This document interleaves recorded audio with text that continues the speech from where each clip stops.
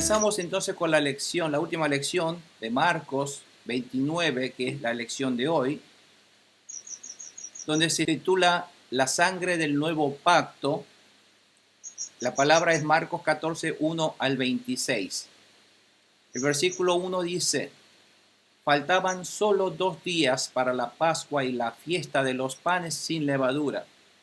Los jefes de los sacerdotes y los maestros de la ley buscaban con artimañas cómo arrestar a Jesús para matarlo. Por eso decían: no durante la fiesta, no sea que se amotine el pueblo. En Betania, mientras estaba él sentado a la mesa en la casa de Simón, llamado el leproso, llegó una mujer con un frasco de alabastro lleno de un perfume muy costoso, hecho de nardo puro. Rompió el frasco y derramó el perfume sobre la cabeza de Jesús.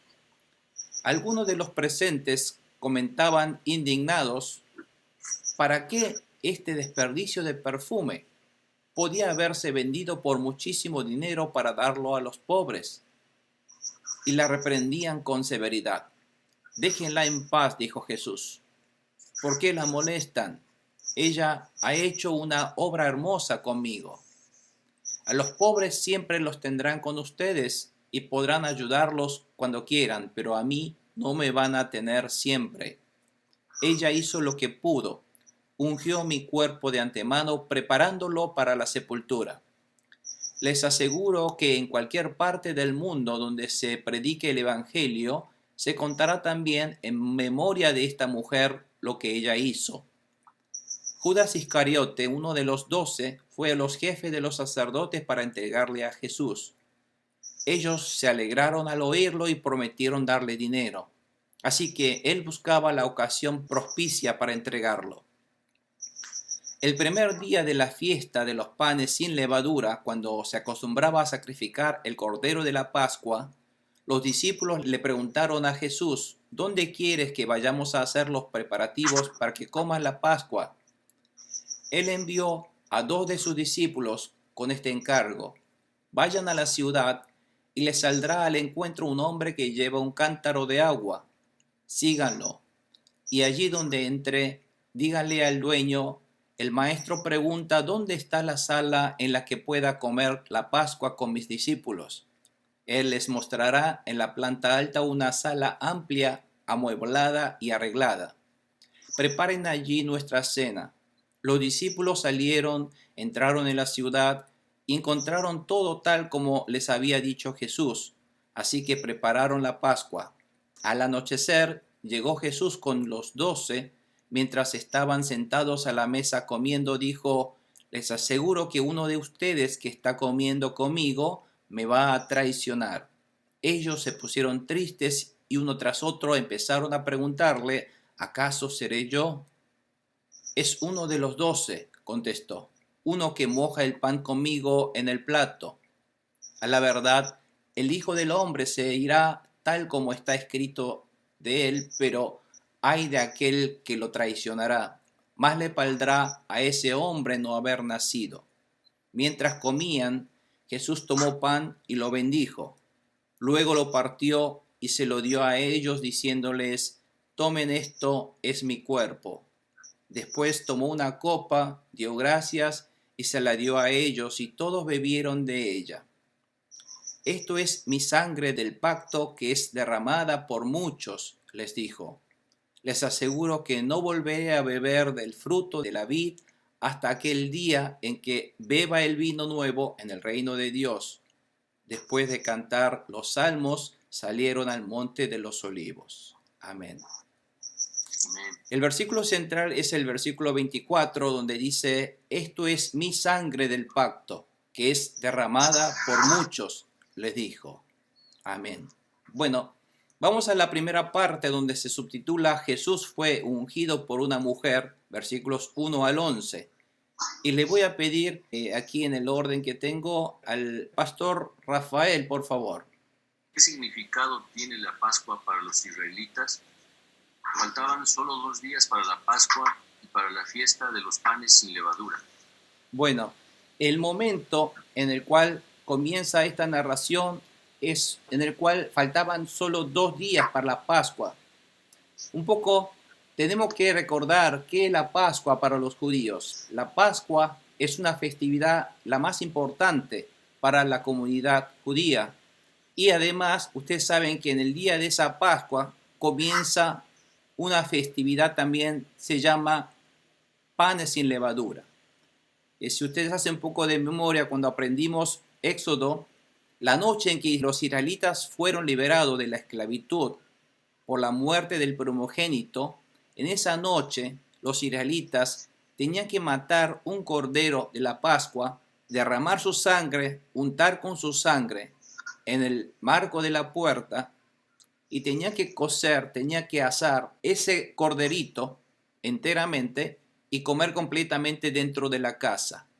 Mientras afuera estaba pasando el ángel de la muerte, matando a todos los egipcios, a todos los que no obedecieron a Dios, todos los que no mataron ese corderito, mientras mataban a aquellos que no obedecieron, pero sí los que obedecieron y mataron el corderito y pintaron con su sangre el marco de la puerta, ellos eran salvos siempre y cuando estaban dentro de esa casa donde sus puertas estaban pintadas con la sangre del cordero.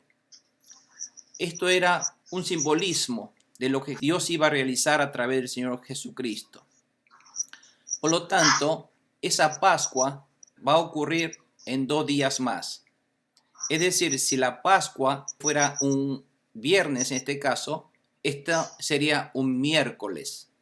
Y la fiesta de los panes sin levadura comienza esa noche del 14, porque esto ocurrió en el primer mes para los judíos, que es el mes Nisan. El mes Nisan, a mediados del mes Nisan, el día 15, es el primer día de la Pascua. Por lo tanto, ese día 15, ustedes saben que los israelitas no cambia el día en la hora 12 de la medianoche. El día cambia en cada anochecer. Los israelitas, cuando sale la primera estrellita al atardecer, es el momento cuando comienza un nuevo día para los israelitas. Por lo tanto, la noche del día 14, cuando anochece, ahí comienza el día 15.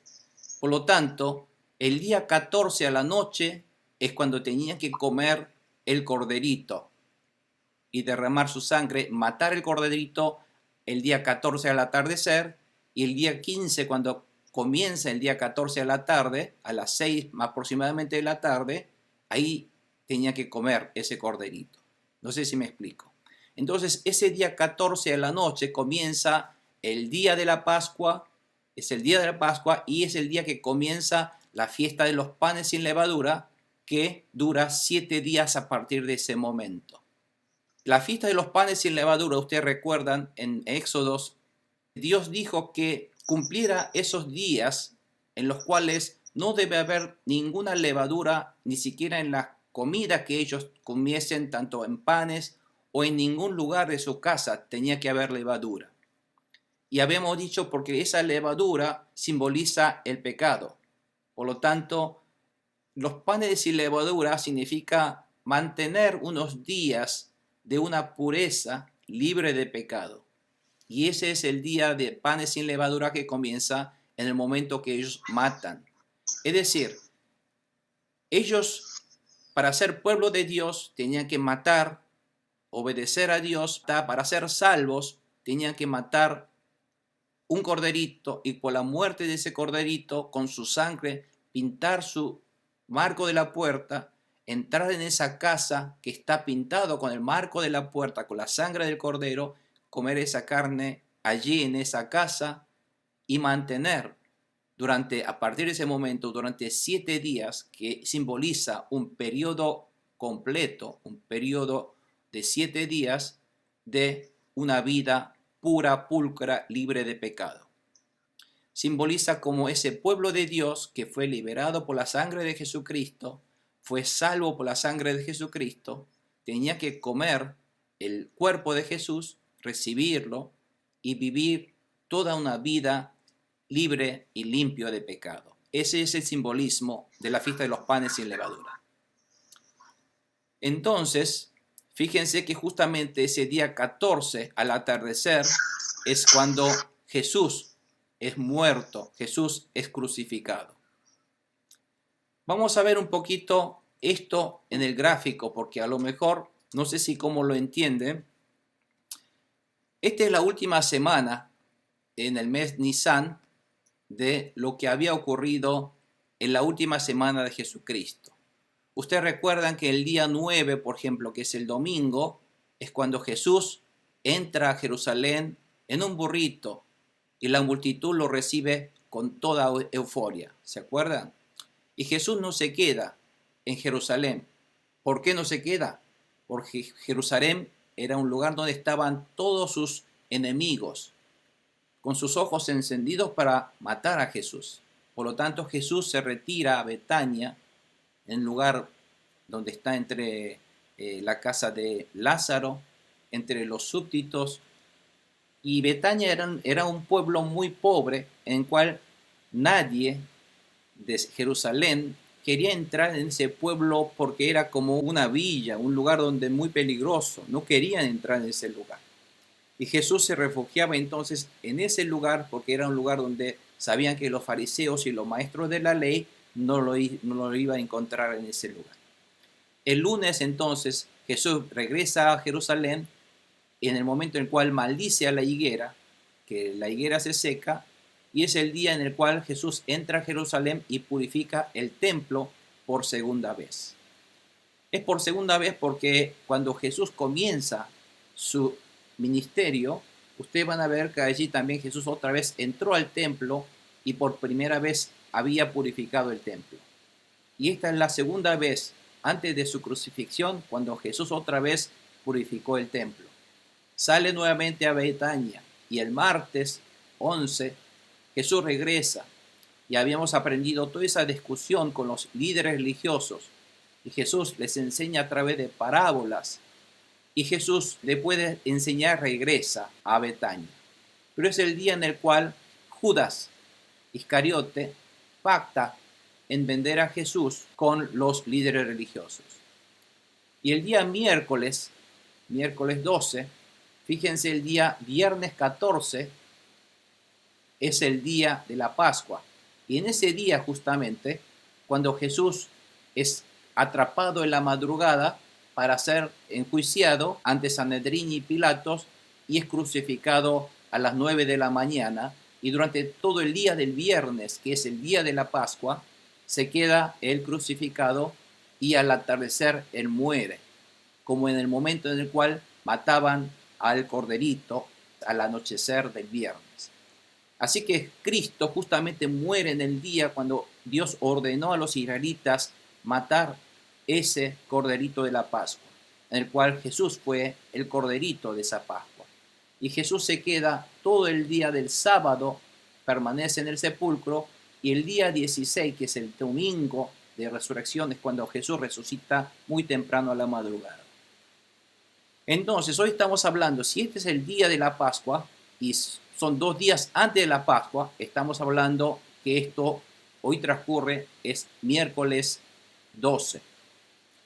Donde el miércoles 12 Jesús permanece en Betania, no tiene ninguna acción. En ese momento los líderes traman entre ellos a matar a Jesús. O sea, 2 días antes se refiere a este miércoles 12, en el cual Jesús está en Betania en este momento. Bueno, por eso, si volvemos un poco a la diapositiva de antes, la gente cree, como dice, faltaban solo 2 días para la Pascua, para la fiesta de los panes sin levadura. Es el momento en el cual los líderes religiosos estaban tramando matar, haciendo su reunión secreta para matar a Jesús. Hoy, además, hay una narración acerca de una mujer llamada María, que unge con perfume a Jesús. Pero esta unción de esta mujer llamada María es María, la hermanita de Lázaro, porque esta unción ocurre en Betania. Y si nosotros leemos en Juan 12:1, dice que esto ocurrió 6 días antes de las Pascuas. Si bien Si uno lee el texto de hoy, parecería que 2 días antes ocurre este suceso, pero no es así, porque no concordaría con Juan 12:1, donde dice que ocurrió 6 días antes de las Pascuas y no 2 días antes de las Pascuas. Es decir, la unción de María con perfume a Jesús a los pies y en la cabeza, todo esto ocurrió 6 días antes de la Pascua, que es el sábado anterior a la crucifixión de Jesucristo. Es cierto que también si ustedes leen en Lucas, porque este hecho de María que unta con perfume también narra en el Evangelio de Mateo. Mateo en capítulo 26 narra sobre este mismo hecho y narra en Juan capítulo 12. Es decir, este hecho de María es narrado en capítulo 14 de Marcos, 26 de Mateo y 12 de Juan. Pero en Lucas, en capítulo 7, aparece también un suceso muy similar. Uno creería que es el mismo suceso, pero no es el mismo suceso. Es muy parecido, pero ahí es diferente. Ahí habla de otra mujer y no habla de que es María, porque habla de una mujer pecaminosa. Y es en la casa de un fariseo y no en la casa de un leproso, como hoy habla de un leproso, Simón el leproso. Sino, este también se llama Simón, pero no es el leproso, sino es un fariseo llamado Simón. Simón era un nombre muy común en Israel, hoy día también. Simón hay muchos Simón. Simón es como decir hoy Juan, Pedro, es un nombre muy común.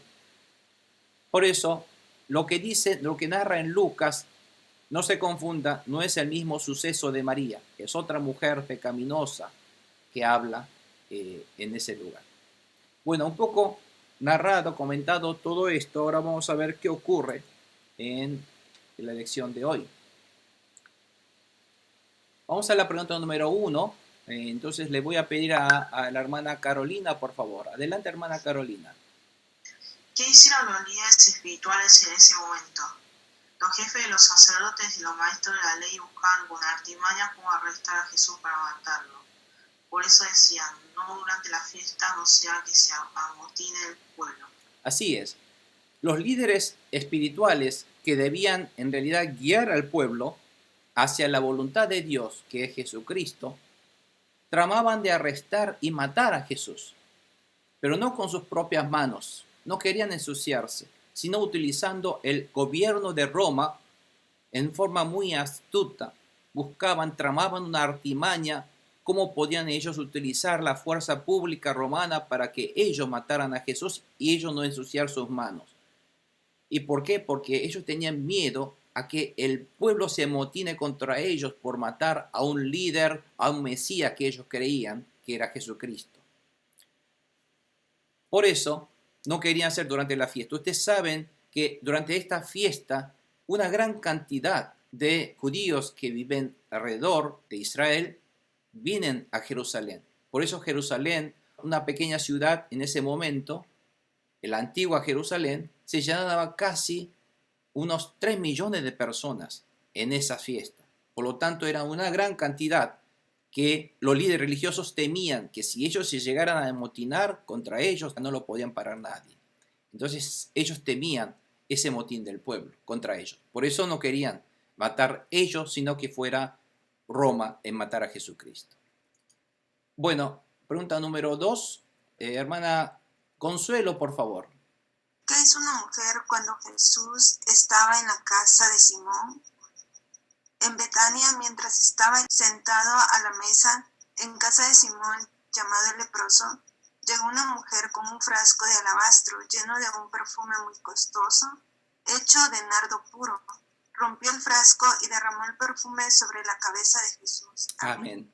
Bueno, aquí es un poco extraño, porque Marcos cuando narra, diciendo que estaba narrando una historia 2 días antes de la Pascua, y de repente, 2 días antes de la Pascua, empieza a narrar que en ese momento los líderes religiosos estaban tramando en matar a Jesús, y de repente él intercala como un sándwich en el medio otra historia que él trae. Y esta historia que él trae es acerca de esta mujer llamada María, hermanita de Lázaro, y él lo trae aquí a propósito. Cuando un pastor empieza a predicar, a veces puede traer historias de ejemplo de repente para poder transmitir algún mensaje. Algo así está haciendo Marco, en traer la historia de María en el medio de una historia que había sido sucedido 6 días antes, en ese caso sería 4 días antes. Él lo está trayendo ahora para que pueda explicar alguna situación. Y hoy van a ver que aparecen 2 personajes. Un personaje es Judas Iscariote y otro personaje a tener en cuenta es aquí María. Marcos está comparando, el personaje que quiere él narrar es acerca de Judas, que traiciona a Jesús. Pero a su vez pone en contraste, trayendo otra historia de una mujer que, a diferencia de Judas, María es quien había reconocido a Jesús como su Señor y Salvador, al Mesías, y no lo traiciona, sino ella entrega todo su ser, todo lo que para ella es lo más valioso. En este caso es este perfume de nardo puro. El perfume de nardo es una hierba, una flor silvestre que crecen, dicen, en las alturas de las Himalayas. Y a partir de esta raíz y de este tallo, de esta hierba, hacen este perfume que es muy autóctono y es utilizado y es muy preciado en ese momento. Generalmente lo preparaban y lo importaban, lo traían de India, pero lo guardaban en un frasquito de mármol blanco llamado un alabastro, porque este mármol blanco nacía mucho en un lugar llamado Alabastrón, una ciudad, una localidad en Egipto, y a partir de ese lugar salieron ese nombre de un alabastro. Y alabastro se refiere a un frasco en el cual, hecho de un mármol para que no se evaporara ese nardo, ese perfume tan valioso, y guardaban en ese lugar, generalmente en ese frasco, con una tapa, y generalmente lo sellaban para que no se perdiera, no se evaporara. Era una cosa muy valiosa, donde las mujeres lo apreciaban mucho. Es como hoy día tuvieran un anillo de diamantes o joyas. En ese momento, como no había, era muy valioso esas joyas, solamente eran un lujo de los gobernadores o los altos aristócratas de ese momento. El pueblo en general, ellos lo que trataban de obtener era un frasco de alabastro de nardo puro. Generalmente las mujeres conseguían esto con gran esfuerzo, juntaban, ahorraban su dinero toda su vida. Cuando compraban esto era para utilizarlos en ocasiones muy especiales, tanto para su casamiento en el momento de la boda o inclusive en el momento que ellos consideraban de derramarlo sobre la muerte, sepultura de un ser querido o ella misma. Por lo tanto, era un objeto en el cual era lo más valioso de esas personas, de esa mujer generalmente, y no todos tenían este frasco de alabastro. Bueno, entonces, intercala esta historia en Betania, cuando Jesús estaba sentado en la casa de Simón, el llamado leproso. Si ustedes leen el Evangelio de Juan, capítulo 12, allí también habla de que en Betania estaban haciendo una fiesta de agasajo a Jesucristo. Y se refiere a esta fiesta del Simón el leproso, que ustedes saben muy bien, por las disposiciones de la ley de Moisés, un leproso no se podía sentarse a comer junto con la gente. Pero al llamar el leproso Simón, que estaba comiendo con toda la gente, se supone que entonces en ese momento Simón ya no era más leproso. Y era muy evidente porque Jesús, entre tantas sanidades que ha hecho, había sanado a este Simón también. Y este Simón, por estar tan agradecido a Jesús, es el que había puesto esta fiesta de agasajo para agradecer a Jesús y llamando a todos sus vecinos de ese pueblito de Betania. En ese momento se dice que Marta también estaban ayudando a ellos a cocinar a la comida, preparar la comida, y estaba María también junto con ellos. María era la menor de los hermanos de Lázaro. En ese momento María trajo su alabastro lleno de nardo puro y rompió ese frasco. El romper, no se sabe si lo rompió realmente para tirarlo así, o el hecho de romper es romper ese sello que tenía en la tapa del frasco, porque generalmente esto estaba sellado con algo y tenía que romper ese sello. Por eso creo que la palabra romper hay que interpretarlo de dos maneras. Yo prefiero más entenderlo como romper ese sello, porque si uno rompe el frasco se derramaría todo el perfume y no podía ella derramar sobre la cabeza de Jesús. Entonces a lo mejor ella rompió ese sello para poder entonces derramar ese perfume. Y otra cosa que ustedes aquí podrán ver es que ella derrama el perfume ¿sobre dónde? Sobre la cabeza de Jesús, dice. Pero si nosotros leemos en Marcos o Mateo, que narra sobre este hecho, habla de que ella unge el perfume sobre la cabeza de Jesús. Pero si leemos el mismo hecho en Juan capítulo 12, habla de que María unge el perfume sobre los pies de Jesús y limpia con su cabellera, llorando, agradeciendo con todo corazón a este Jesús amado. Por lo tanto, uno empieza a pensar o es en la cabeza de Jesús o en los pies de Jesús. Y es de interpretar que es en ambos. Cuando uno derrama ese frasco en la cabeza de Jesús, porque si uno derrama en la cabeza, puede haber derramado en la cabeza y eso que fluye puede haber caído en los pies o también haber derramado en la cabeza y en los pies. Pero cada evangelio narra solamente una parte de ellos. ¿Por qué? Porque en Israel, cuando uno habla de la cabeza y los pies, significa todo el cuerpo.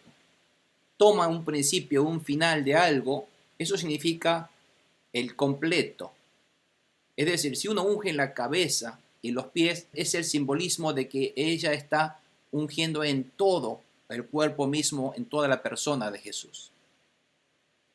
Bueno, este alabastro de nardo puro era muy valioso, dijimos. Valorado hoy en día, más o menos si lo valoramos, hay alguien que ha hecho un cálculo poco actualizando en monedas corrientes de hoy, y es algo así como unos de $20,000. Porque habla de como de 300 denarios, tanto en Marcos o en Juan 12. Estos 300 denarios, ustedes saben que un denario es el sueldo, el jornal de un trabajador. Y son 300 días, así que es aproximadamente un año, casi, un poquito menos, pero casi un año de sueldo. Y es más o menos unos $20,000 en caso de Estados Unidos, por ejemplo. Así que era muy preciado, muy valioso. Aún más para una mujercita como María, una jovencita soltera, pobre por cierto. Por lo tanto era algo lo más valioso que ella tenía en su vida. Ella rompió eso y entregó lo más valioso de ella a Jesucristo. El hecho de que haya roto no es que abrió un poquito el frasco y derramó unas gotas y se lo guardó para ella, para después, para otra ocasión. No, ella rompió y derramó completamente, entregó para que ese alabastro no pudiera servir más para otra ocasión.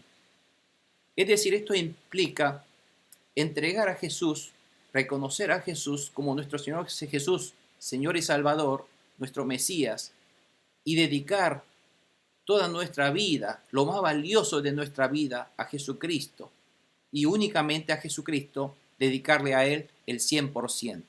Esto es un poco ese concepto que está narrando Marcos con este hecho de María, que es una obra muy hermosa, una abnegación, una consagración de su vida para Jesucristo.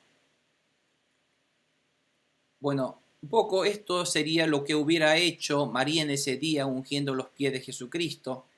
Y ahí ustedes lo que ven aquí abajo, ese frasquito es el de alabastro donde ella rompió esa tapa, ¿no es cierto?, para entregarle. Era lo más valioso, por amor a Jesucristo, por reconocer cuán valioso es Jesús, quien está ahora por morir entregar su vida como ese corderito para quitar y perdonar el pecado del mundo.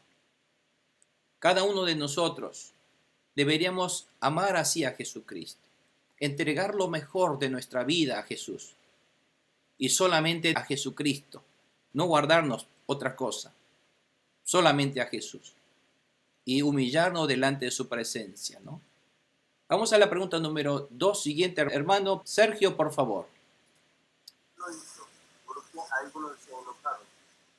Algunos de los presentes comentaban indignados: ¿para qué ese desperdicio de perfume?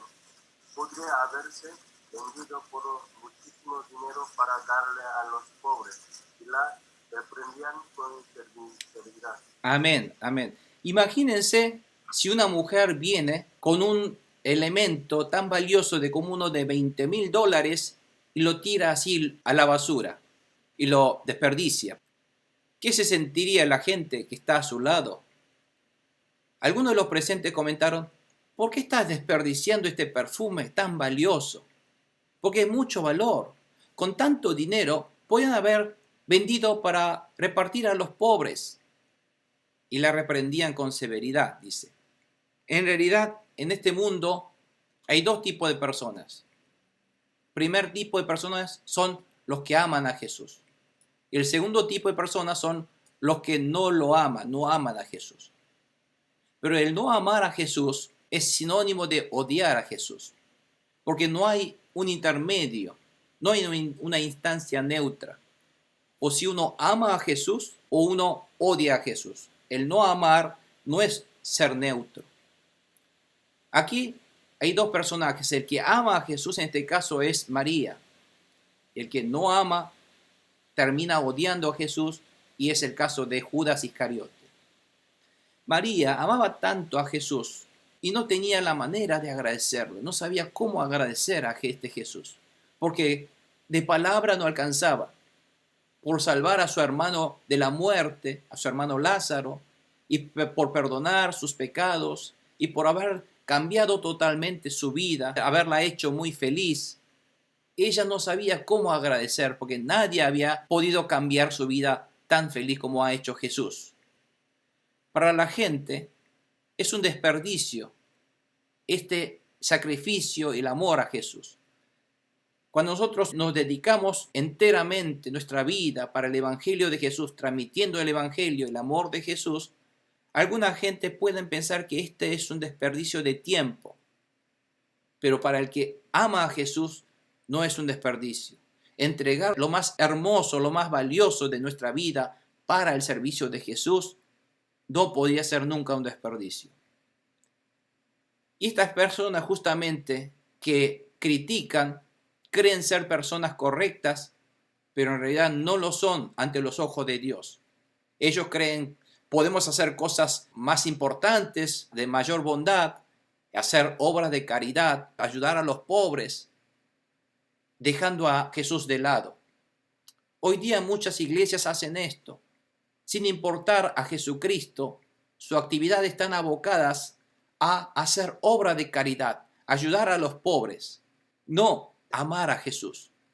Porque la iglesia lo que tendrían que hacer es amar a Jesucristo. El objetivo por el cual Dios ha establecido esa iglesia es para que la iglesia, esa comunidad, adoraran a Jesús y salieran a predicar a Jesús. No hacer obras de caridad, porque eso se puede hacer aunque uno no crea en Jesucristo.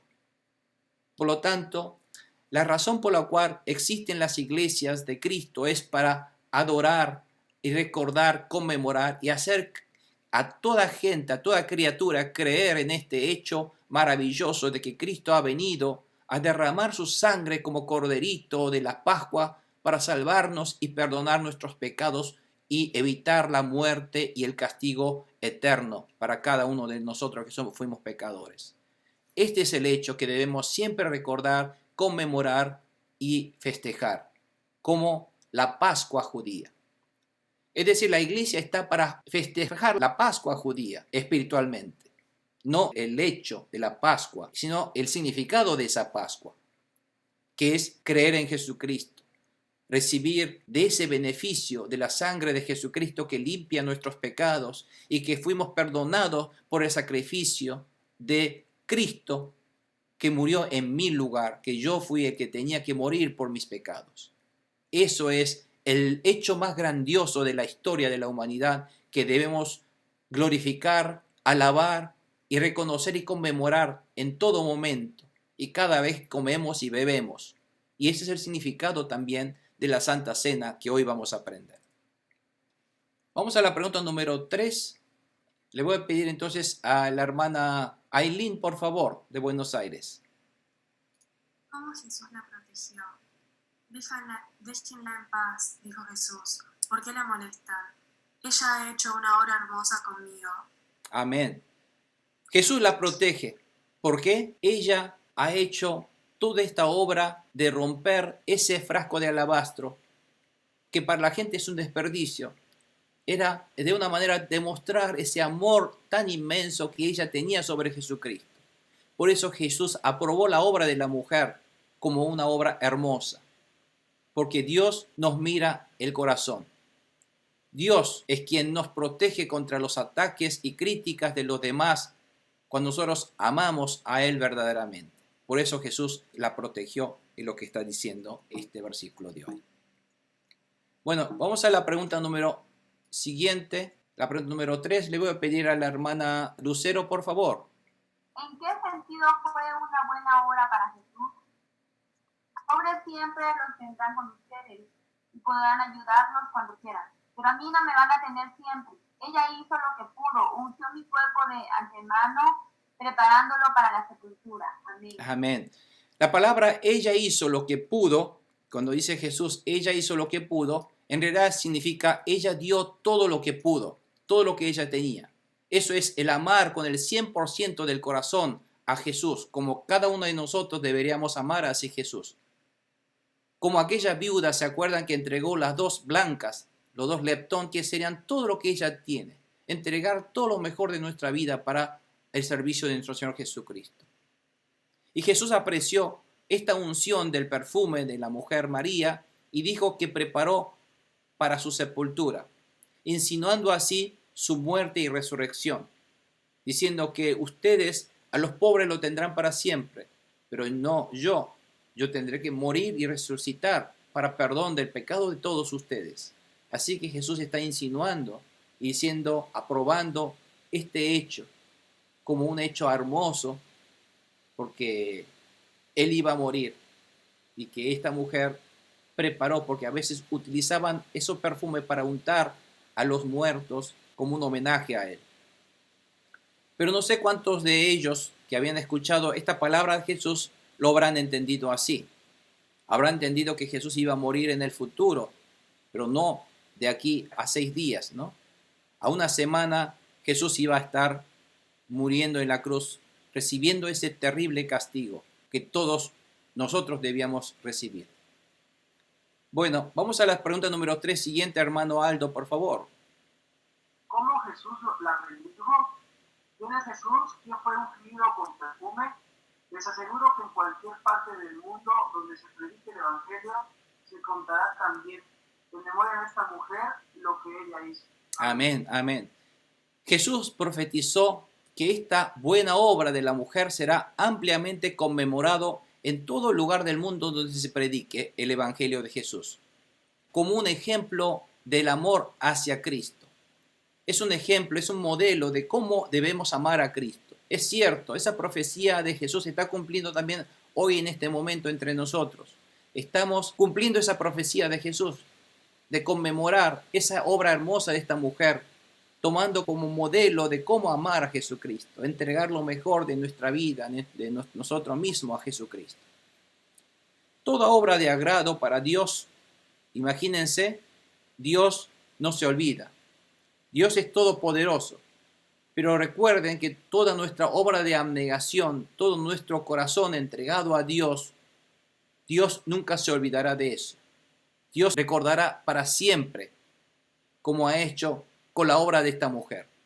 Por lo tanto, si nosotros servimos a Dios, ese servicio a Dios, ese servicio a Cristo, Dios nunca se olvidará, para siempre se acordará. Gracias a Jesús, nuestro pecado ha sido como olvidado para siempre. Pero lo que es borrado para siempre es gracias a que nuestro amor y fe hacia Jesús es recordado para siempre. Por el hecho de que Dios recuerda para siempre el amor y la fe nuestra hacia Jesús, ese recuerdo para siempre es lo que hace que nuestro pecado sea borrado y olvidado para siempre. Por lo tanto, hermanos, si todo lo que nosotros hacemos para Dios, todo nuestro sacrificio, todas nuestras ofrendas, todo nuestro tiempo de dedicación a Jesús, todo nuestro servicio a Jesús, Dios no se olvidará nunca, sino nos redituará con premios por todo lo que nosotros hacemos para Dios. Por lo tanto, ¿qué es la mejor bendición? Es servir así a Dios, cumplir la palabra de Dios, obedecer la palabra de Dios. Entonces, esta obra de agrado, Dios la recordará para siempre y redituará con bendición.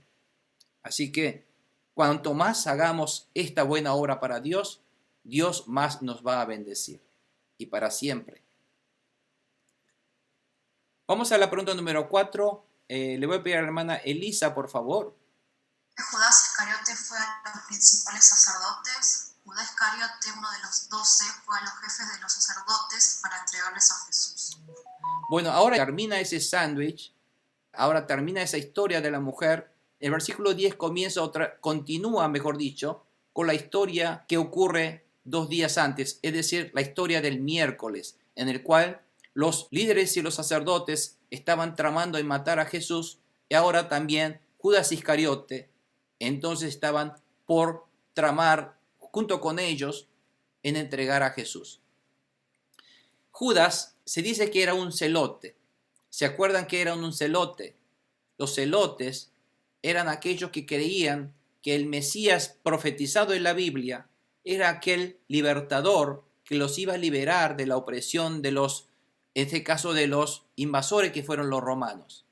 Por eso, la fe de ellos, de los celotes, era que para que Israel pueda recobrar y ser el pueblo de Dios, tenía que aparecer este líder libertador que tenía que derrocar el gobierno invasor. Y entonces con esa mentalidad son los que estaban esperando al Mesías. Por lo cual pensaba que Jesús era ese Mesías y que iba a liberar a los israelitas de los romanos. Pero por las reiteradas aseveraciones de Jesús sobre su captura y su muerte, Judas fue decepcionado. Dijo, este entonces no es el Mesías. ¿Para qué yo he estado gastando mi tiempo y mi vida para seguir a este hombre Jesús, si realmente él se sintió un poco traicionado por Jesús, diciendo, nos ha hecho creer que él es el líder libertador, pero él va a morir? Entonces, a ver cómo puedo aprovechar de la vida de este Jesús. Y como él amaba mucho el dinero, pensó en traicionar y vender por 30 monedas de plata, que son aproximadamente unos $300 hoy día. O sea, no es mucho dinero para matar a una persona, y así ha entregado a Jesús por 30 monedas de plata.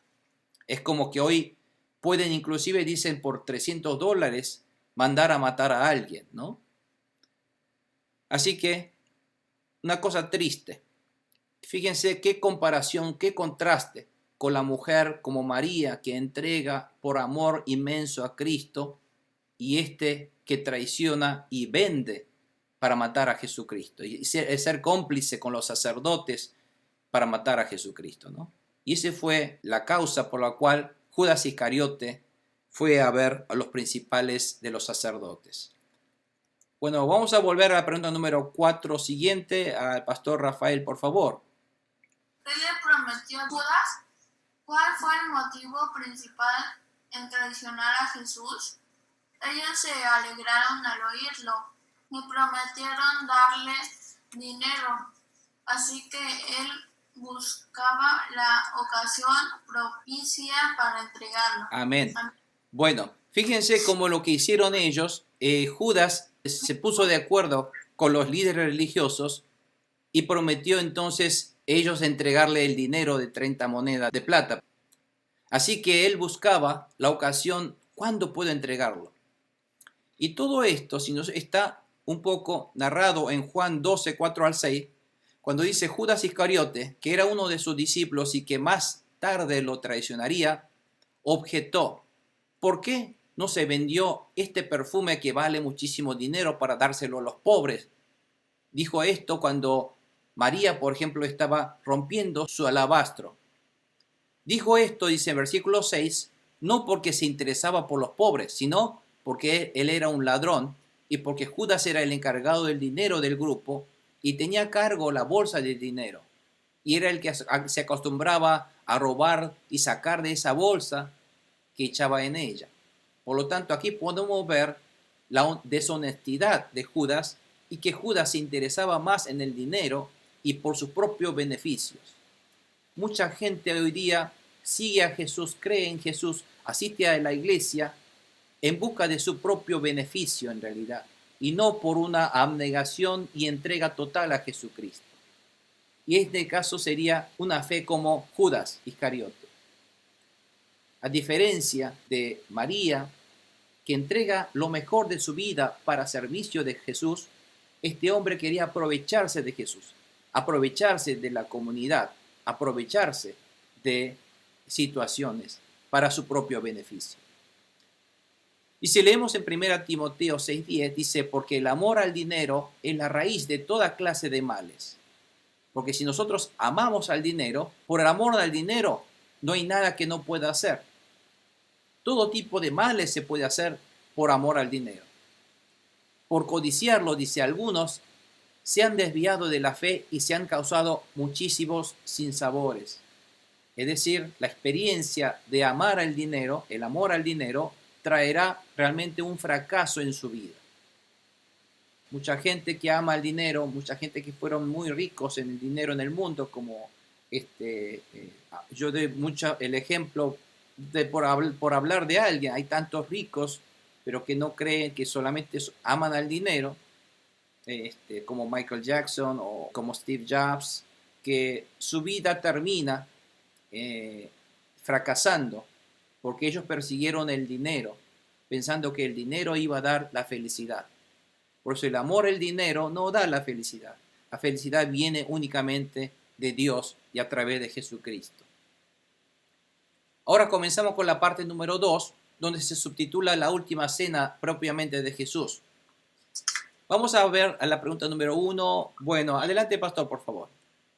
¿Qué significado tiene el primer día de la fiesta de los panes sin levadura? El primer día de la fiesta de los panes sin levadura, cuando se acostumbraba sacrificar el cordero de la Pascua. Bueno, como aquí dice en el versículo 12, llegó ahora el jueves, el primer día de la fiesta de los panes sin levadura, como les había dicho antes. Y en ese primer día que sacrificaban el cordero de la Pascua, es el primer día de la fiesta de los panes sin levadura. Y como les había dicho, el pan sin levadura era el pan que comían ellos. Era el pan que no tenía levadura. Y ese pan sin levadura simbolizaba una vida sin pecado. Bueno, llegó el día del pan sin levadura. Entonces, ¿qué pasó en ese momento? A ver, la pregunta número 1 siguiente. Hermana Carolina, por favor. ¿De qué se preocupaban los discípulos? Los discípulos le preguntaron a Jesús, ¿dónde quieres que vayamos a hacer los preparativos para que coman la Pascua? Bueno, ustedes saben que el día 14 es el día en el cual Jesús es crucificado. El día 13 es a la noche, es cuando tiene que empezar a comer la Pascua. Pero entonces ellos están preguntando el día 12, el miércoles, a Jesús, ¿dónde quiere que prepare la cena? Porque ellos no tenían una casa donde vivir. Según la tradición judía, la cena de la Pascua debían comer dentro de Jerusalén. ¿Y dónde estaba Jesús hoy, miércoles? Estaba en Betania. Por lo tanto, ¿por qué Jerusalén? Porque Jerusalén simboliza esa casa donde tienen que estar ellos comiendo ese corderito dentro de la casa. Como así los israelitas comieron dentro de la casa, mientras afuera de sus casas había muerte, Jerusalén simbolizaba como esa casa de protección de Dios. Por eso los judíos tenían que comer dentro de Jerusalén. Y es de la misma manera, los discípulos preguntan a Jesús, ¿dónde dentro de Jerusalén quieres que prepare esa cena de la Pascua? Es por eso están preguntando esto. Vamos a ver la pregunta número siguiente, cómo contesta Jesús. Hermana Consuelo, por favor. Amén. Dice, ¿cómo Jesús preparó un aposento para comer con sus discípulos? ¿Por qué Jesús no enseñó el lugar exactamente? Él envió a 2 de sus discípulos con este encargo.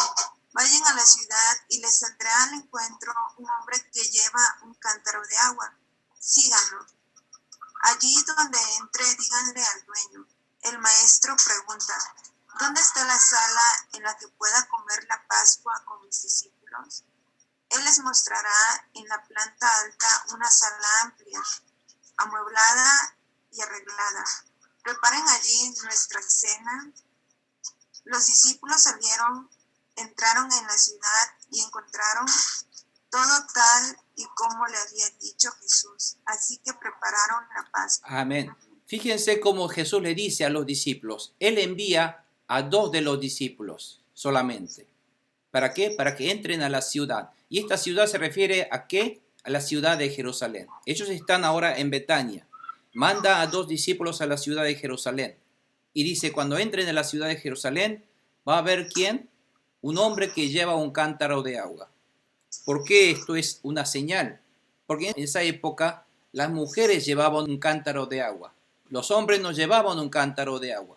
Pero al ver un hombre que llevaba un cántaro de agua, era algo muy peculiar.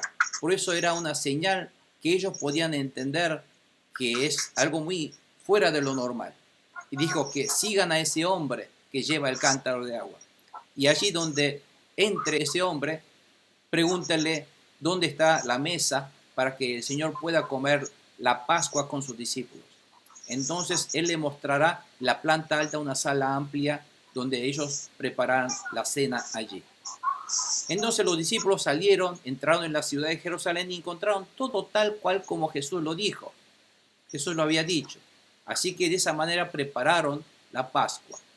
Es decir, nosotros cuando obedecemos la palabra de Dios es fiel, que ocurre tal cual como Dios dice. Porque Dios es el creador del universo. Aunque nosotros cuando escuchamos esto podríamos haber objetado, pero Señor, ¿cómo un hombre va a llevar un cántaro de agua? Pero no objetaron. Aunque a nuestro parecer pareciera ilógico, ellos lo que hicieron es obedecer la palabra de Dios, Jesús. Cuando ellos obedecen, ocurre tal cual como Dios dice. Es decir, todas las cosas, toda la palabra de Dios, a veces a nuestro parecer pudiera parecernos un absurdo. Pero si nosotros obedecemos, porque la palabra de Dios es fiel y es verdad, así ocurrirá como tal cual dice Dios en la palabra. Por lo tanto, nosotros tenemos que aprender a obedecer a la palabra de Dios y no a dudar ni objetar, porque esa es la pura verdad.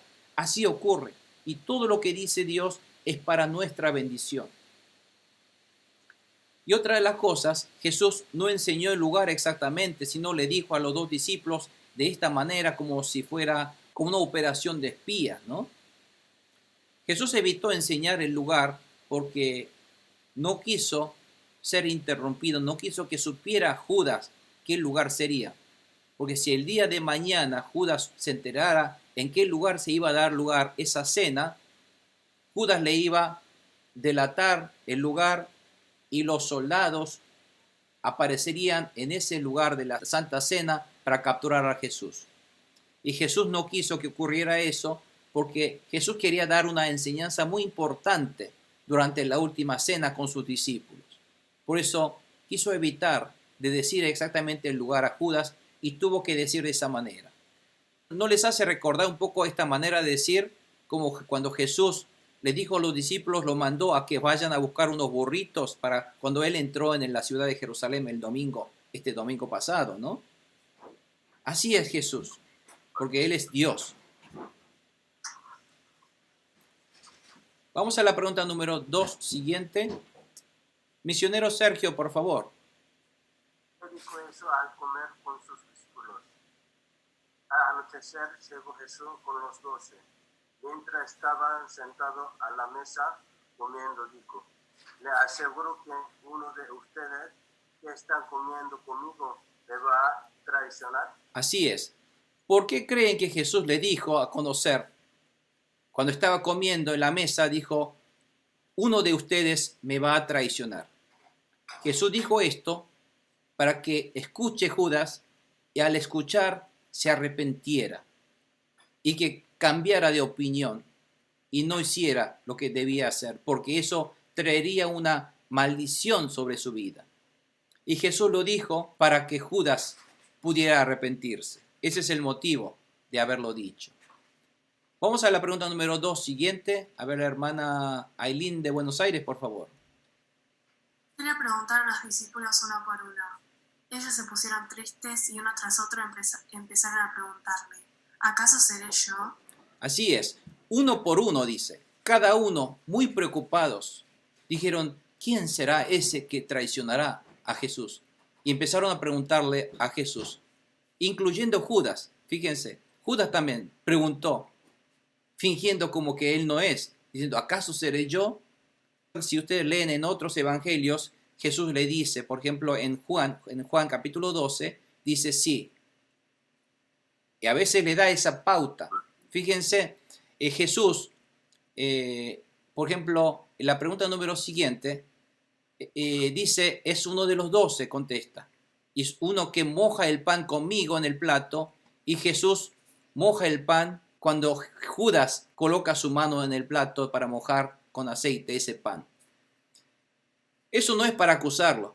Jesús no lo acusó abiertamente, sino le está insinuando de esa manera para que Judas se arrepintiera y cambiara de opinión. Como siempre, Dios nos da oportunidades de arrepentimiento cuando nosotros pecamos. Es también como Dios hizo con Adán y Eva. Cuando ni bien ellos comieron de ese fruto del bien y del mal, Dios preguntó a Adán, Adán, ¿qué has hecho? ¿Dónde estás?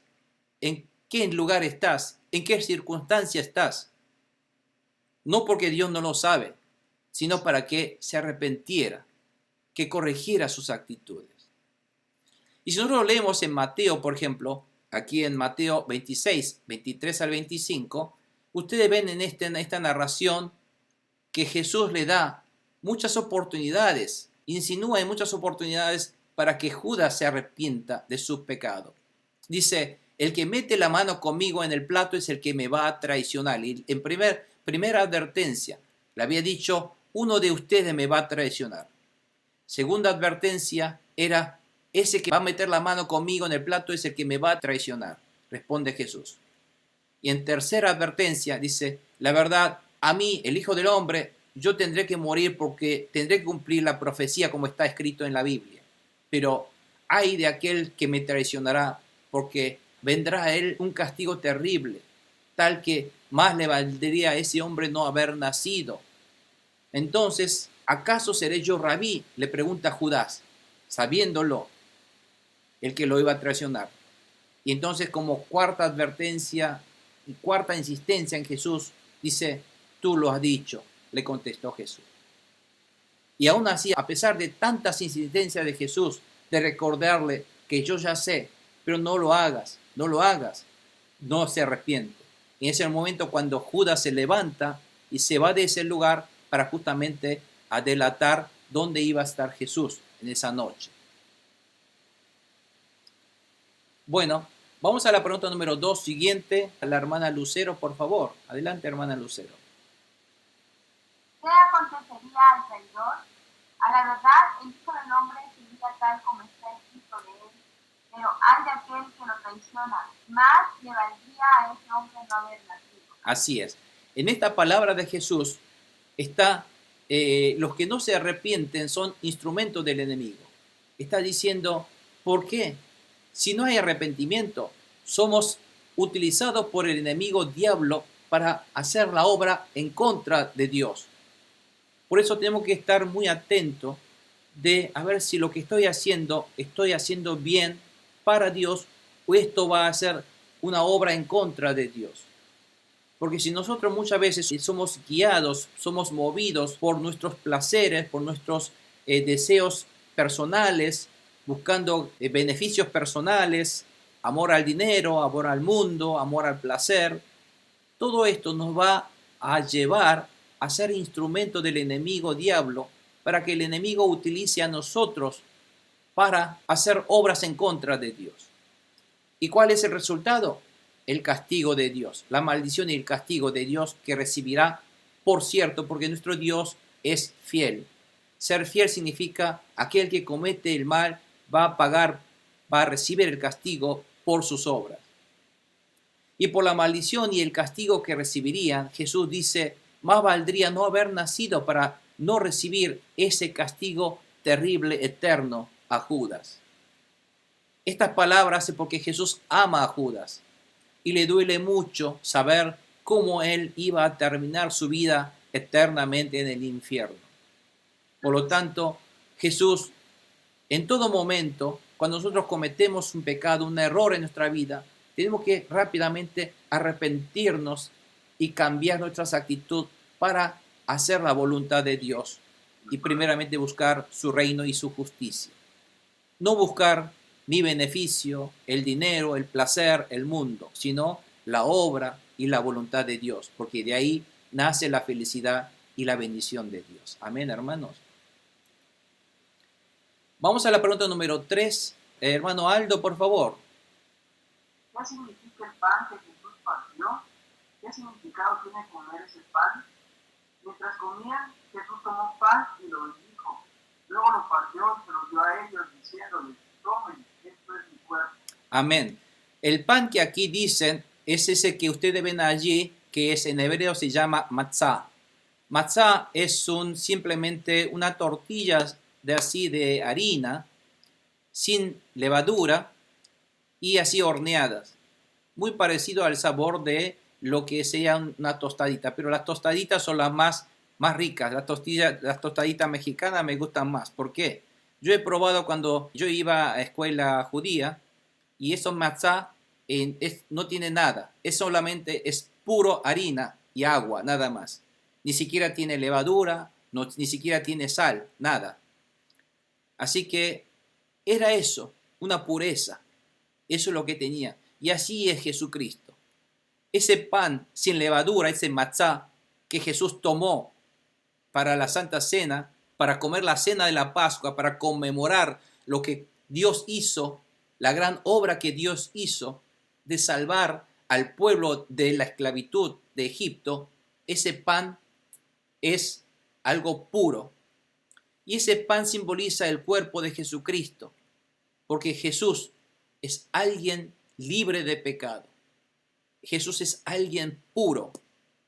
Y esto es el cuerpo puro de Jesús, que es partido, mutilado, muerto, entregado por nosotros. Porque ese castigo corporal es lo que nosotros deberíamos recibir. Pero si nosotros creemos y comemos este pan, que el pan de vida es Jesús, ¿qué es comer el pan? Nosotros no podemos comer a Jesús, pero el comer se hace con la boca. Por lo tanto, lo que hacemos con la boca, espiritualmente hablando, es confesar ese cuerpo de Jesús mutilado por mis pecados. Confesar y declarar que por esas llagas que Jesús llevó en la cruz, yo soy hoy libre de sufrimiento y dolor y de todo tipo de enfermedades. Esto es lo que está simbolizando ese pan de Jesucristo. Por eso cuando dice en 1 Corintios 11:24, y después de dar gracias lo partió y dijo, este pan es mi cuerpo que por ustedes entrego, dijo Jesús. Y dijo, hagan esto en memoria de mí cada vez que nosotros comemos. Porque esto era la comida judía en las Pascuas, de conmemoración de las Pascuas. Y Pedro dijo en 1 Pedro 2:24 que este pan es el que simboliza el cuerpo de Jesús, porque él mismo en su cuerpo llevó al madero nuestros pecados. Todo ese castigo del pecado fue recibido Jesucristo. ¿Para qué? Para que nosotros seamos muertos al pecado, que nosotros no tengamos efecto sobre ese castigo corporal del pecado y vivamos para la justicia. Porque dice, por sus heridas, por las heridas de Jesucristo, nosotros hemos sido sanados de todo tipo de enfermedades. Por eso todo aquel que crea en esta palabra de Dios aunque no parezca lógico, aunque no parezca razonable a nuestra mente humana, pero todo aquel que cree que la palabra de Dios es la verdad y es la pura verdad y tiene fe en esto y cree que la cruz de Jesucristo, donde su cuerpo fue castigado y por la llaga de Jesucristo he sido liberados de todo tipo de sufrimiento, de dolores y de enfermedades. Uno es libre de ese castigo del pecado y es libre del pecado. Amén. Esto es para aquel que cree y tiene fe en esto. Por lo tanto, amados hermanos, nosotros debemos tener esta fe y Jesús quiso dar a conocer el significado de ese cuerpo de Jesús. Cada vez que nosotros partimos el pan en la Santa Cena, conmemoramos ese cuerpo castigado de Jesucristo en la cruz para llevar mis penas, mis dolores, para que yo no sufriera el precio del castigo del pecado. Pregunta número 4, siguiente, hermana Elisa, por favor. ¿Qué significa la copa del vino? ¿Cuál es el contenido del nuevo pacto que Jesús estableció con su sangre? ¿Cómo podemos recibir esta bendición? Después tomó una copa, dio gracias y se la dio a ellos, y todos bebieron de ella. Esto es mi sangre del pacto, que es derramada por muchos. Dijo. Amén, amén. Bueno, ahora preste mucha atención. Jesús tomó la copa y dijo que esta copa, que es el vino, es la sangre del pacto. ¿Que está bebiendo en la copa sangre? No.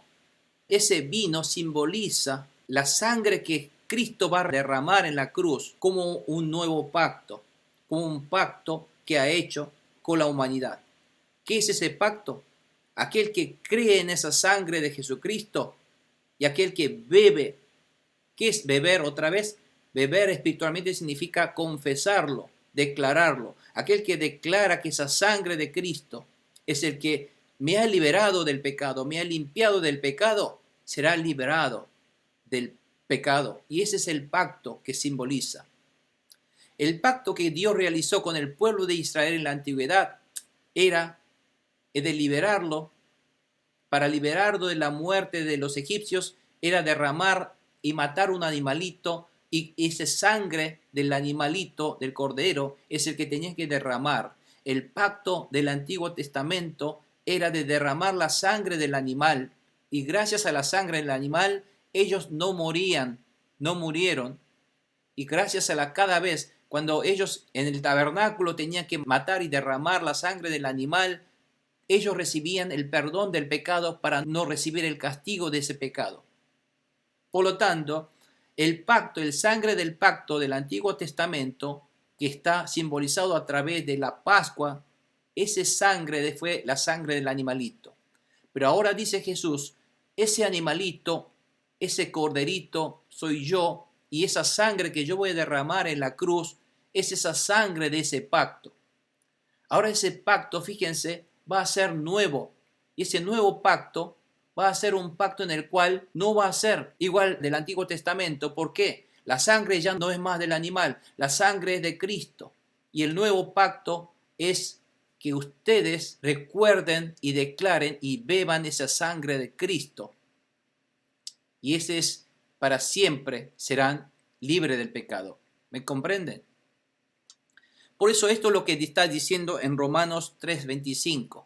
Dice, Dios lo ofreció a Jesucristo como un sacrificio de expiación. O sea que la muerte de Jesús, está diciendo en Romanos, fue un sacrificio de expiación que se recibe como no por obra de matar el animal, sino ahora el nuevo pacto es recibir ese sacrificio de expiación de Jesucristo por la fe en su sangre, por creer el valor de esa sangre, por creer y declarar ese significado de la sangre de Cristo que derramó en la cruz.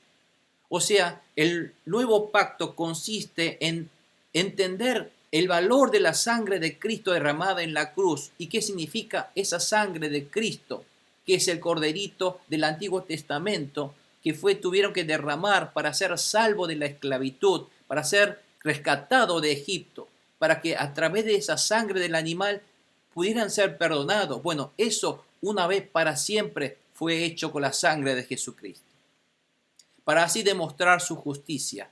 Anteriormente dice, en su paciencia Dios había pasado por alto los pecados a través del sacrificio del animal.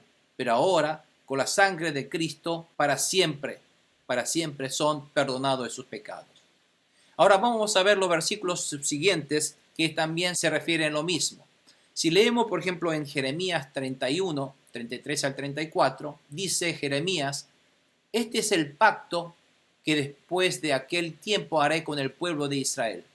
Aquí cuando dice el tiempo después es cuando venga, el tiempo postrero, cuando venga Jesucristo. Jeremías ya había profetizado que Dios va a realizar un nuevo pacto con el pueblo de Israel. Dice: pondré mi ley donde, la ley donde estaba escrito. La ley anteriormente estaba escrito en 2 tablas, pero ahora la ley la escribiré en su mente. Y esta ley, este pacto, la escribiré en su corazón, dice. Este es el nuevo pacto. El pacto del Antiguo Testamento fue escrito a través de la Torá, a través del Pentateuco, a través de las tablas. Pero dice ahora el nuevo pacto es el que se va a escribir en nuestro corazón y mente. Es decir, el reconocer de mente y de corazón, de todo corazón, el valor de esa sangre de Jesucristo, donde declaramos que Dios será nuestro Dios y ellos será mi pueblo cuando reconocemos esa sangre de pacto de Jesucristo que está hablando hoy en esta noche de la Santa Cena. Ya no tendrá nadie que enseñar a su prójimo, ni dirá nadie a su hermano: conoce al Señor. ¿Por qué? Todos, desde el más pequeño hasta el más grande, me reconocerán. ¿Por qué? Por la obra del Espíritu Santo, uno reconoce a Jesucristo y les perdonaré su iniquidad y nunca más me acordaré de sus pecados, dice. Esta profecía de Jeremías es la obra que el Mesías espiritual, que es Jesucristo, iba a realizar con su sangre que iba a derramar en la cruz de Calvario. Amén. Y si leemos en Hebreos, por ejemplo, está más todavía aclarado esto, donde dice en Hebreos 9, 13 al 15, dice: la sangre de machos cabríos y de toros y las cenizas de una novilla rociada sobre personas impuras, en lo que hacían antes en la antigüedad, las santifican de modo que quedan limpias por fuera. Esto es lo que hacían antes. Pero si esto es así, cuanto más, si antes era purificado así con los animales, cuanto más purificación del perdón del pecado iban a obtener con la sangre de Cristo. ¿Por qué? Cristo murió por medio del Espíritu Eterno, se ofreció sin mancha y Dios purificará nuestra conciencia de las obras que conducen a la muerte, que son nuestras obras del pecado, a fin de que sirvamos al Dios viviente. Por eso Cristo es mediador del nuevo pacto, este nuevo pacto que está hablando, para que los llamados reciban la herencia eterna prometida, que es el reino de Dios, ahora que Él ha muerto para liberarlos de los pecados cometidos bajo el primer pacto. Aquí habla del primer pacto, es el pacto dado a los israelitas, y aquí habla del nuevo pacto. El nuevo pacto es el que habla Jesucristo hoy en la Santa Cena, que es a través de la muerte de Cristo en la cruz de Calvario. Es decir, todo el Antiguo Testamento fue una sombra de lo que iba a venir, algo verdadero, que es la muerte y el sacrificio de nuestro Señor Jesucristo y el derramamiento de su sangre. Todo el Antiguo Testamento, durante miles de años, han estado ellos practicando esa sombra de lo que algo verdadero vendría en este nuevo pacto a través de la sangre de Jesucristo. Lo verdadero es la sangre de Cristo que nos limpia para siempre y nos perdona para siempre de nuestros pecados. Para todo aquel que cree en esa sangre y ese cuerpo molido de Jesucristo, no solo es limpiado de nuestros pecados, sino libres también de todo tipo de castigos, dolores y penas y enfermedades. Porque si el pecado no está, tampoco tiene que estar los efectos del pecado, que son los dolores, muertes y enfermedades. Todos los enfermos que llegaron a Jesús fueron limpiados para siempre, liberados de todo el mal del enemigo, del demonio y de las enfermedades, que es el fruto del pecado. Por lo tanto, la sangre de Cristo que está ahora simbolizando con esta Santa Cena, es la sangre de Cristo derramada en la cruz, es el que nos ha liberado de nuestros pecados. Y cada vez que nosotros nos recordamos y conmemoramos el valor tan preciado de esa sangre preciosa de Jesucristo, valga la redundancia, eso es la razón por la cual hemos sido para siempre perdonados, amados hermanos. Por eso nosotros no nos cansamos de conmemorar, de recordar y consagrar esa sangre de Cristo que hoy día también surte efecto en todo aquel que cree en esa sangre y es perdonado de su pecado, es liberado para siempre de la maldición del enemigo en su vida. Así es importante esa sangre de Cristo. Bueno, esto es un poco una de las ilustraciones que pude sacar lo más cercanos a esa noche, en ese humilde aposento. Esa Santa Cena que ustedes ven, ese dibujo de Leonardo da Vinci, eso es una mistificación de la Santa Cena que es falsa. Esa Santa Cena de Leonardo da Vinci es cuando estaban ellos en la Edad Media bajo la influencia del catolicismo, tratando de tergiversar lo que fue la verdad. La verdad fue esa noche Cristo enseñó esta gran verdad, el significado de cuál iba a ser la sangre que él iba a derramar en unas horas más en la cruz por toda la humanidad. Y él que está sentado con ellos es nuestro Señor y Salvador Jesucristo, el Dios que ha venido en carne propia para salvarnos de nuestros pecados. Amén. Amén. Gloria a Dios. Pregunta número 5 siguiente. Volvemos al pastor Rafael, por favor. ¿Qué esperanza Jesús plantó en sus discípulos? Les aseguro que no volveré a beber del fruto de la vid hasta aquel día en que beba el vino nuevo en el reino de Dios. Amén. Jesús declaró que el nuevo pacto, este nuevo pacto que hablamos, será escrito en el corazón. Aquel que tiene fe en la sangre y la muerte de Jesucristo.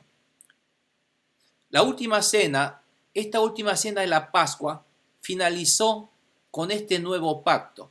Es decir, esta declaración de la Santa Cena de Jesús en esta noche, en ese aposento, marca el final de algo tan importante para el pueblo judío que fue la Pascua.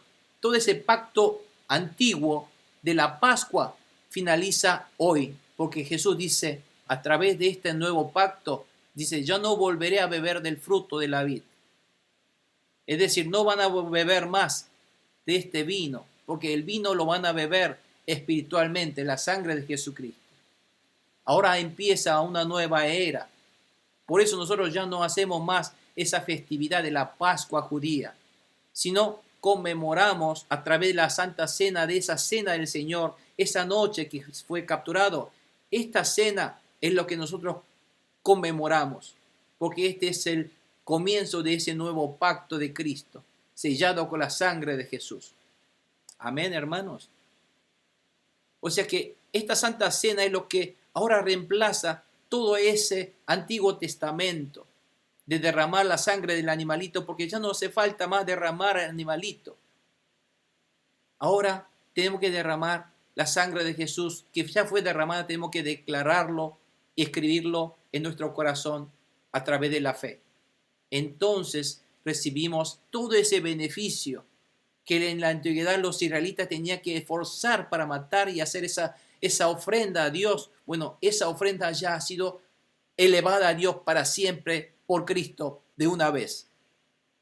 No tenemos que estar haciendo cada vez más eso, porque ahora este es el nuevo pacto. La fe en la sangre y el sacrificio del cuerpo de Jesucristo que fue entregado para la expiación de nuestros pecados. Ahora lo que nos queda por beneficio ahora es esperanza. Esperanza en todo aquel que cree en este nuevo pacto, la vida nueva en Jesucristo. Y la esperanza de que uno ya es hijo de Dios, ya que uno es libre de pecado y que también por eso nos espera participar en la fiesta en el reino de Dios, donde vamos a beber el vino nuevo en el reino de Dios. Amén, hermanos. Eso es lo que significa, es el símbolo de esta Santa Cena, la última cena, y es el significado de la sangre de este nuevo pacto de Jesucristo derramado con su sangre en la cruz de Calvario. A ver esta pregunta número 5 siguiente, Samuelito, por favor. ¿Qué hizo Jesús antes de ir al monte de los olivos? Después de cantar los salmos salieron al monte de los olivos. Amén. Amén. Así es.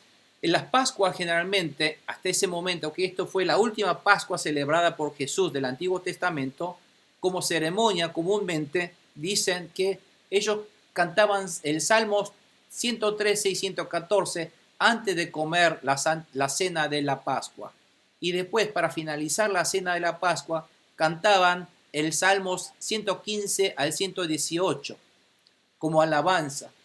Y luego de comer, finalizaban la ceremonia con este salmos. Por eso acá hablan de cantar salmos. Y salieron al monte de los olivos, donde Jesús fue a orar en esa madrugada y donde fue capturado. Fíjense que Jesús fue cantando al monte de los olivos, donde sería capturado y luego crucificado por nuestros pecados. Ese corderito de Dios fue alabando a Dios por la obra que Él iba a realizar por su muerte, para salvarnos, para liberarnos de nuestros pecados. Vamos a leer, recuerda, y dice en primer punto, ama al Señor tu Dios con todo tu corazón, con toda tu alma, con toda tu mente y con todas tus fuerzas. Es lo que había demostrado esto hoy María a través de su unción y sacrificar su vida para Cristo. ¿Qué debemos sacrificar? Nuestra vida, lo mejor de nuestra vida, lo mejor de nuestro tiempo, lo mejor de nuestro material que Dios me ha dado, lo mejor de mi juventud, para romper esta juventud y consagrarlo para la obra de Dios, para la obra de Cristo. Esto es lo que está insinuando, simbolizando. Y como dice en 1 Pedro 2:24, Él mismo, Cristo mismo en su cuerpo llevó al madero nuestros pecados, para que muramos al pecado y vivamos para la justicia. Porque por sus heridas todos nosotros hemos sido ya sanados. Tiempo pasado, hermanos. No es que seremos sanados, ya hemos sido sanados. Lo único que tenemos que hacer es tomar esta sanidad por fe y declarar la sanidad de Cristo que fue realizado en la cruz de Calvario y que surta efecto en mi vida. Por lo tanto, todo aquel que es enfermo esta noche, que aquel que está sufriendo enfermedades o defectos, imperfecciones en nuestra salud, pida y declare, Cristo ya nos ha sanado. Recibo y acepto por fe. A ver, declaren conmigo, hermanos. Declaren conmigo, por favor, digan. Declaro por fe. Declaro por fe. Por la obra realizada de Jesús en la cruz. Yo he sido ya perdonado de todos mis pecados. Y también yo ya he sido sanado de todas mis enfermedades. Declaro en el nombre de Jesús y recibo esta bendición hoy en este momento por la obra del Espíritu Santo sobre mi vida. Recibo la obra del Espíritu Santo sobre mi vida. Amén. Declárenlo, porque por la boca debemos comer, es declararlo cada momento en voz alta, esto que le estamos diciendo. Y el punto 3 dice, la sangre de Cristo, del nuevo pacto, nos perdona para siempre de nuestros pecados. Ya no tenemos que estar cada vez matando animalitos cada vez. La sangre de Cristo nos reconcilia para siempre para acercarnos a Dios. Y ya ese velo que nos separa entre Dios y nosotros del pecado ha sido rasgado. Ahora tenemos acceso directo para podernos acercarnos al trono de Dios. En esta noche, por eso, hermanos, estamos frente al trono de Dios aprendiendo de su palabra y de su bendición. Estamos viviendo en medio de su gloria cuando invocamos el nombre de Jesús en nuestra vida. Amén. Amén. Gloria a Dios. Esta es la gran bendición, amados hermanos, que recibimos por el sacrificio de Jesucristo en la cruz de Calvario. Esto es algo tan maravilloso, algo tan tremendo que tenemos que salir a dar a conocer. Porque aquel que cree y lo recibe y lo acepta, empieza a experimentar increíbles maravillas, bendiciones en la vida.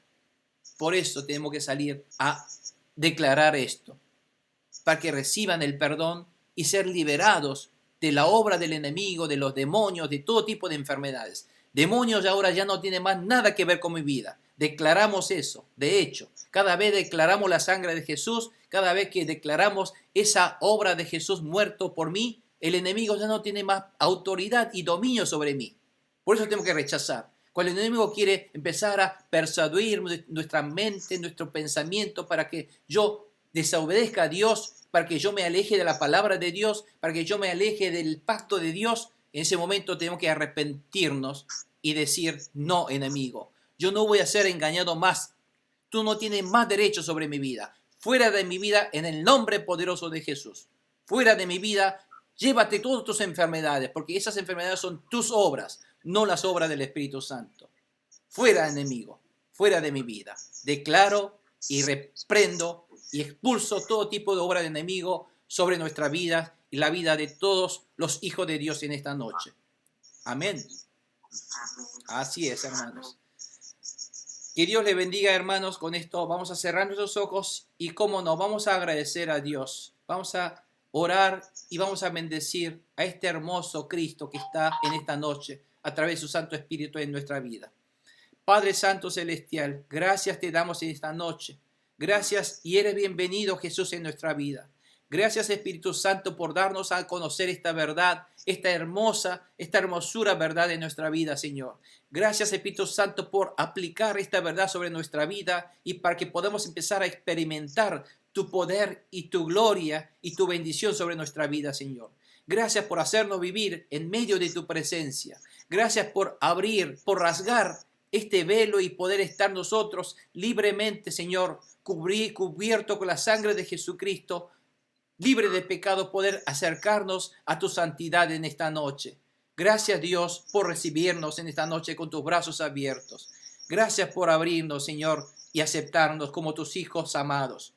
En el nombre de Jesús, bendecimos a todo tu pueblo, Señor.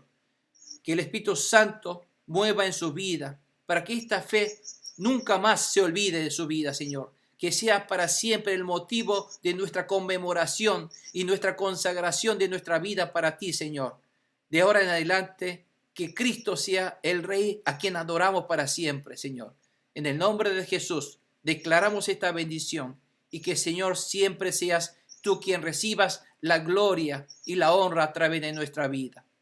Te adoramos, Señor. Te exaltamos, Señor, porque tú eres el Rey más grande, más glorioso, más amoroso de nuestra vida. A ti, Señor, entregamos nuestra vida. Vivimos para ti, Señor. Vivimos para hacer tu gloria, tu voluntad, Señor, tu obra. En el nombre de Jesús, te bendecimos en esta noche y te recibimos con todo corazón. Amén y amén. Gloria a tu nombre, Jesús. Gloria, Señor, ese nombre poderoso, Jesús. Y en tu nombre, Señor, declaramos bendición y fuera todo tipo de obra de enemigo y engaños en nuestra vida.